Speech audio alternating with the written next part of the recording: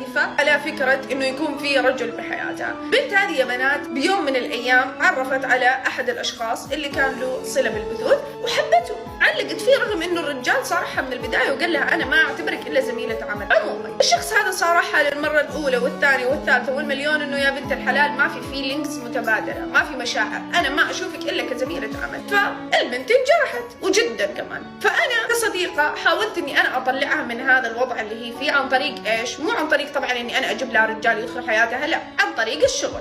انا انسانة لما انجرح او لما احس اني انا بمود مو اوكي انا صراحة اشغل نفسي بالشغل، فحبيت اني انا ايش؟ افيدها بنفس الطريقة. عرفتها على واحد من اساسيات الرزق بالنسبة لي هذيك الفترة، او من اساسيات مصادر الرزق بالنسبة لي، واللي كان له علاقات بشركات كبيرة وكان يجيب لي شغل جدا كثير وقوي صراحة وبمبالغ جدا عالية. عرفتها عليه بشكل مباشر على اساس انه ايش؟ انه يصير كمان يفيدها من ناحية الشغل. والشخص هذا يا جماعة معروف كان بيننا كمشاهير، ومعروف انه هو خاطب، انه كان راح يتمم زواجه خلال كم شهر. تخيلوا البنت هذه دخلت حياته اوكي وهي عارفة انه حيتزوج بعد كم شهر، لانه اول ما شافها عزمها، يعني هو انسان كان جدا صراحة ذوق وعزمها انه ترى زواجي بعد كم شهر فانت من المعزومين. ورغم كل هذا حاولت معاه مرة واثنين وثلاثة لين ما ايش؟ لين ما انفصل عن خطيبته، المفروض انها تكون زوجته بعد كم شهر. تخيلوا قسما بالله القصة حقيقية. طيب اوكي بعد كذا ايش؟ دخلت حياته وخلته يحبها. وطبعا يا جماعة خطيبته انقهرت وزعلت وانغبنت. خطيبته على فكرة كمان ترى من مشاهير السوشيال ميديا عشان يكون عندكم علم. بس المهم